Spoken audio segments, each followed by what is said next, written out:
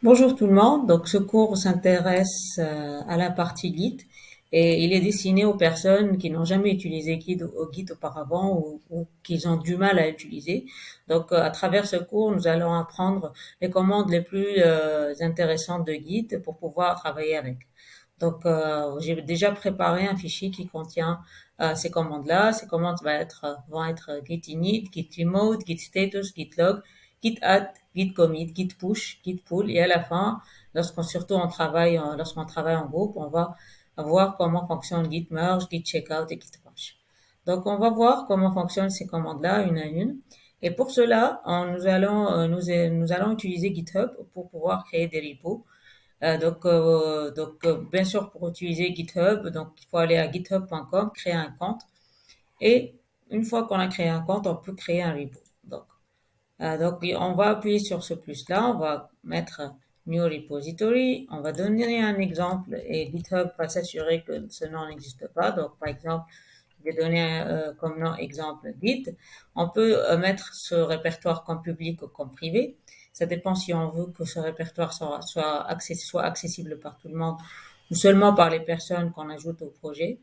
Une fois on a spécifié l'accessibilité de notre répertoire, de notre repository, donc on va appuyer sur Create Repository. Donc, GitHub, là, il nous donne deux possibilités. Soit on va créer un nouveau repository sur notre desktop, sur notre plutôt machine. Soit on a déjà un projet sur notre machine et on veut le pusher, on veut l'exporter vers ce repository. On va tester toutes les deux possibilités. On va commencer par la première. Donc, je vais aller sur CMD. Je vais créer un répertoire déjà de mon travail, par exemple, qui peut être du même nom ou d'un nom différent du, euh, du, euh, du repository. Donc, mkdir exemple git, cd example. Donc, là, la première instruction, il va juste ajouter un fichier README comme exemple de travail sur ce répertoire-là. Donc, je vais m'assurer seulement que ce répertoire-là, donc, il contient, donc je me suis trompée dans l'appellation, mais ça fait rien. Ce que ce répertoire-là, bon, je vais le corriger. Attendez.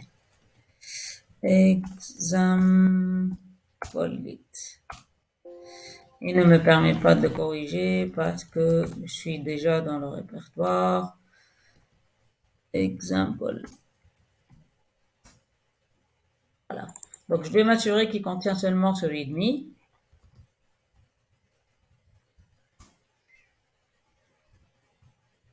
Donc, je vais entrer une autre fois dans ce répertoire-là.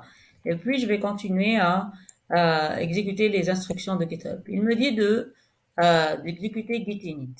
Donc, qu'est-ce qu'il permet de faire git init? Donc, selon mon fichier, il va permettre d'initialiser le projet en créant un dossier .git. Donc, là, pour l'instant, mon projet ne contient que le fichier readme. Donc, en faisant git init, donc vous allez vous apercevoir qu'il va ajouter un répertoire caché qui s'appelle .git. À chaque fois que vous trouvez un répertoire, un dossier qui contient un autre dossier caché qui s'appelle .git, sachez que vous êtes en train d'utiliser Git sur ce dossier-là. Donc on continue. Donc, on a vu comment fonctionne Git init.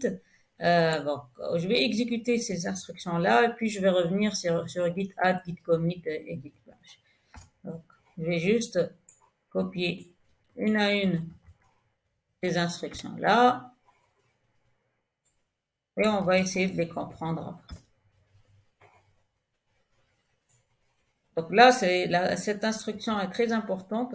Et elle va dire au système que mon dossier qui est sur ma machine et le repo sur GitHub sont liés.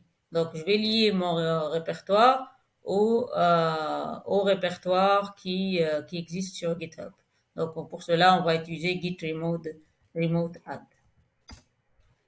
Voilà. Après, on va faire ça. Bien sûr, il faut que vous ayez Internet qui fonctionne. Vérifiez Internet si cela ne fonctionne pas. Donc, si je rafraîchis cette page maintenant, ce que je vais trouver mon code qui est donc synchronisé entre ma machine et GitHub. La deuxième façon de faire, donc on va créer un autre répertoire. Exemple de Git. On va utiliser la deuxième façon de faire, c'est-à-dire celle-là. Et pour cela, on va supposer que on a déjà notre fichier, c'est-à-dire, donc, on devrait trouver, on devrait, par exemple, test-git, ou exemple de Git, c'est des exemples de Git. Supposons qu'on a déjà travaillé sur ce fichier-là, qu'on a ce répertoire-là plutôt. Il est où? Il est là. On a par exemple un dossier qui s'appelle src et dans src, on a un fichier qui s'appelle hello world, hello.txt et qui contient hello. On a déjà travaillé sur ça, etc. Donc avant de le mettre sur Git, donc avant de connaître qu'on va par exemple travailler sur savoir qu'on va travailler sur GitHub plutôt, on a déjà travaillé sur ce répertoire-là. Donc on va plus suivre les étapes d'ici, on va suivre d'autres étapes. Qu'est-ce que cela veut dire qu'on a déjà un, comme il dit, un existing repository sur notre machine. Cela veut dire qu'on a déjà initialisé, avant de créer le répertoire sur GitHub, on a déjà en fait initialisé notre repo sur notre machine. On a déjà fait git init. Donc une fois qu'on a fait git init, cela veut dire qu'on a déjà un repo sur notre machine. D'accord? Donc, qu'est-ce que cela veut dire aussi qu'on va mettre notre repo existant sur GitHub? Cela veut dire qu'on a déjà ajouté du code, qu'on a déjà commité, qu'on a fait certaines étapes.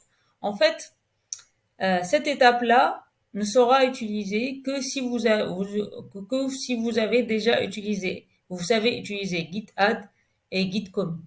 C'est pour ça que pour l'instant, je vais pas vous montrer, on va pas continuer à montrer cette étape-là parce que je dois vous apprendre à utiliser git add et git commit. Une fois que vous avez appris git add, git commit, vous allez les appliquer sur votre répertoire sur le répertoire exemple de -git et puis vous allez faire ces trois étapes-là.